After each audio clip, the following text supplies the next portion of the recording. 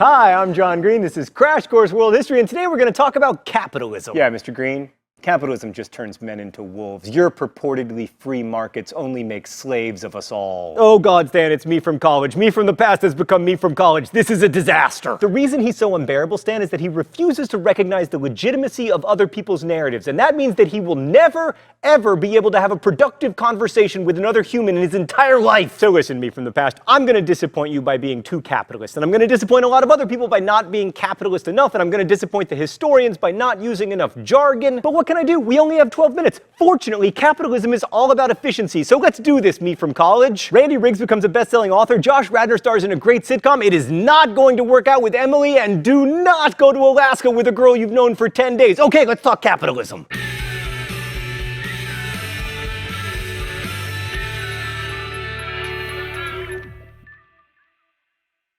So capitalism is an economic system, but it's also a cultural system. It's characterized by innovation and investment to increase wealth. But today we're going to focus on production and how industrial capitalism changed it. Stan, I can't wear these emblems of the bourgeoisie while Karl Marx himself is looking at me. It's ridiculous. I'm changing.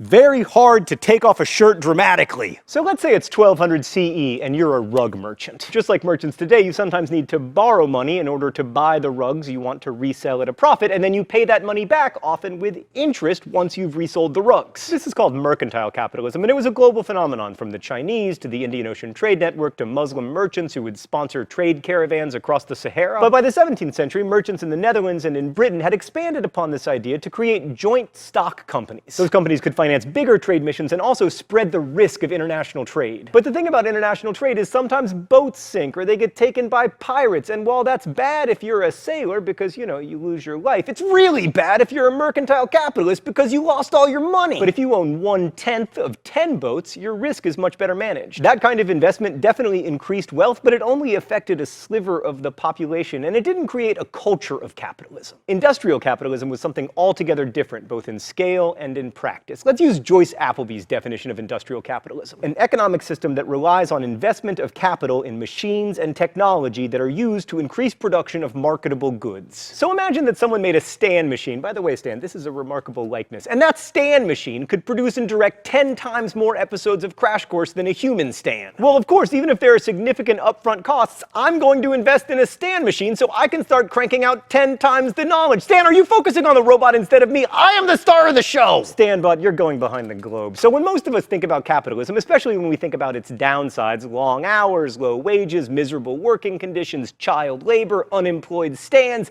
that's what we're thinking about. Now, admittedly, this is just one definition of industrial capitalism among many, but it's the definition we're going with. All right, let's go to the thought bubble. Industrial capitalism developed first in Britain in the 19th century. Britain had a bunch of advantages. It was the dominant power on the seas, and it was making good money off of trade with its colonies, including the slave trade. Also, the growth of capitalism was helped by the half-century of civil unrest that resulted from the 17th century English Civil War. Now, I'm not advocating for civil wars or anything, but in this particular case, it was useful because before the war, the British Crown had put a lot of regulations on the economy, complicated licenses, royal monopolies, etc. But during the turmoil, it couldn't enforce them, which made for freer markets. Another factor was a remarkable increase in agricultural productivity in the 16th century. As food prices started to rise, it became profitable for farmers, both large and small, to invest in agricultural technologies that would improve crop yields.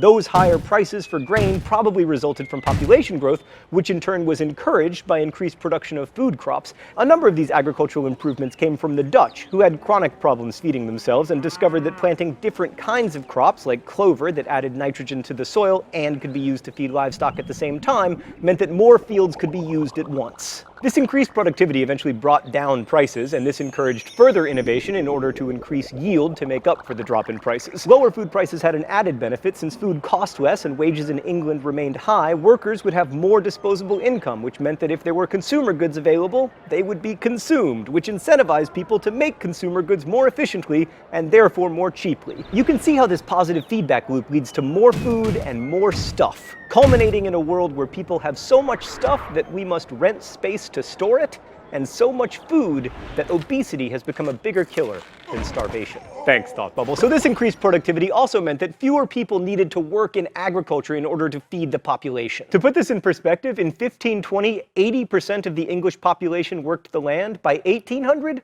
only 36% of adult male laborers were working in agriculture, and by 1850, that percentage had dropped to 25. This meant that when the factories started humming, there were plenty of workers to hum along with them, especially child laborers. So far, all this sounds pretty good, right? I mean, except for the child labor. Who wouldn't want more, cheaper food? Yeah, well, not so fast. One of the ways the British achieved all this agricultural productivity was through the process of enclosure, whereby landlords would reclaim and privatize fields that for centuries had been held in common by multiple tenants. This increased agricultural productivity, but it also impoverished many tenant farmers, many of whom lost their livelihoods. Okay, for our purposes, capitalism is also a cultural system rooted in the need of private investors to turn a profit. So the real change needed here was a change of mind. People had to develop the capitalist values of taking risks and appreciating innovation. And they had to come to believe that making an upfront investment in something like a stand machine could pay for itself and then some. One of the reasons that these values developed in Britain was that the people who initially held them were really good at publicizing them. Writers like Thomas Munn, who worked for the English East India Company, exposed people to the idea that the economy was controlled by markets, and other writers popularized the idea that it was human nature for individuals to participate in markets as rational actors. Even our language changed. The word individuals did not apply to persons until the 17th century. And in the 18th century, a career still referred only to horses' racing lives. Perhaps the most important idea that was popularized in England was that men and women were consumers as well as producers, and that this was actually a good thing because the desire to consume manufactured goods could spur economic growth. The main spur to trade, or rather to industry and ingenuity, is the exorbitant appetite of men, which they will take pain to gratify. So wrote John Kerry, one of capitalism's cheerleaders in 1695, and in talking about our appetites, he wasn't just talking about food. That doesn't seem radical now, but it sure did back then. So here in the 21st century, it's clear that industrial capitalism, at least for now, has won.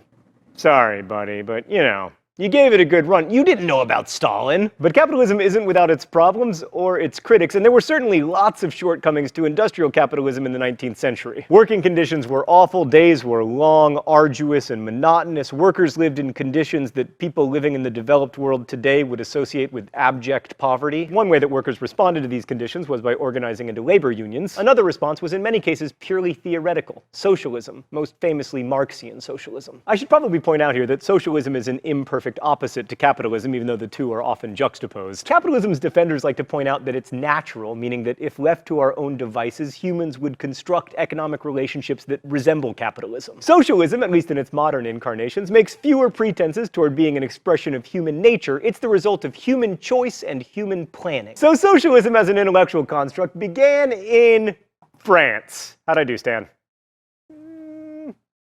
The border between Egypt and Libya. There were two branches of socialism in France: utopian and revolutionary. Utopian socialism is often associated with Comte de Saint-Simon and Charles Fourier, both of whom rejected revolutionary action after having seen the disaster of the French Revolution. Both were critical of capitalism, and while Fourier is usually a punchline in history classes because he believed that in his ideal socialist world the seas would turn to lemonade, he was right that human beings have desires that go beyond basic self-interest and that we aren't always economically rational actors. The other French socialists were the revolutionaries, and they saw the French Revolution, even its violence, in a much more positive light. The most important of these revolutionaries was Auguste Blanqui, and we associate a lot of his ideas with communism, which is a term that he used. Like the utopians, he criticized capitalism, but he believed that it could only be overthrown through violent revolution by the working classes. However, while Blanqui thought that the workers would come to dominate a communist world, he was an elitist, and he believed that workers could never on their own overcome their superstitions and their prejudices in order to throw off bourgeois oppression. And that brings us to Karl Marx, whose ideas and beard cast a shadow over most of the 20th century. Oh, it's time for the open letter?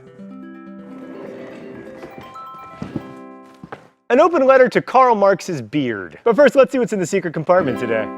Oh, robots? Stanbots? 2 Stanbots, one of them female. Now I own all the means of production. You're officially useless to me, Stan. Now turn the camera off. Turn the I'm gonna have to get up and turn the camera off.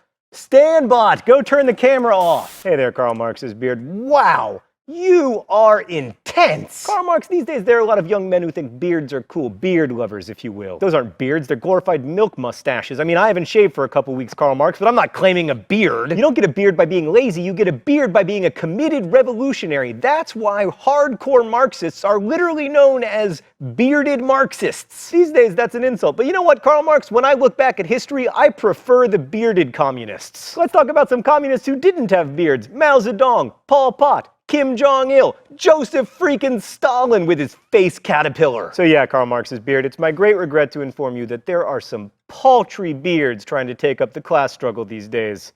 Best wishes, John Green. Although he's often considered the father of communism because he co-wrote the Communist Manifesto, Marx was above all a philosopher and a historian. It's just that unlike most philosophers and historians, he advocated for revolution. His greatest work, Das Kapital, sets out to explain the world of the 19th century in historical and philosophical terms. Marx's thinking is deep and dense, and we're low on time, but I want to introduce one of his ideas, that of class struggle. So for Marx, the focus isn't on the class, it's on the struggle. Basically, Marx believed that classes don't only struggle to make history, but that the struggle is what makes classes into themselves. The idea is that through conflict, classes develop a sense of themselves, and without conflict, there is no such thing as class consciousness. So Marx was writing in 19th century England, and there were two classes that mattered: the workers and the capitalists. The capitalists owned most of the factors of production, in this case, land and the capital to invest in factories. The workers just had their labor. So the class struggle here is between capitalists who want labor at the lowest possible price and the workers who want to be paid as much as possible for their work. There are two key ideas that underlie this theory of class struggle. First, Marx believed that production, or work, was the thing that gave life material meaning. Second is that we are by nature social animals. We work together, we collaborate, we are more efficient when we share resources. Marx's criticism of capitalism is that capitalism replaces this egalitarian collaboration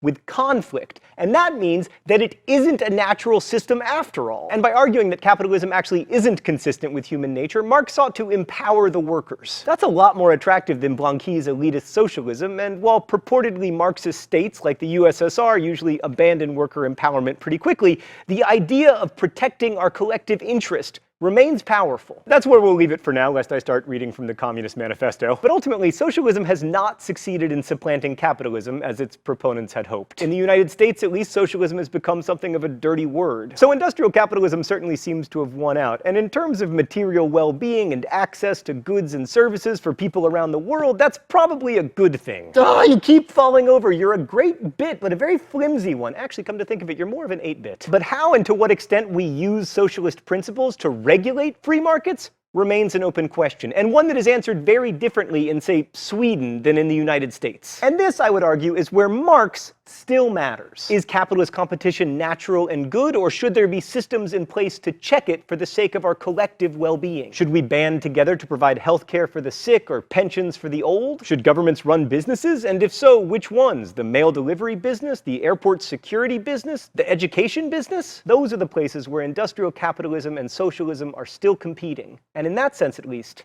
the struggle continues.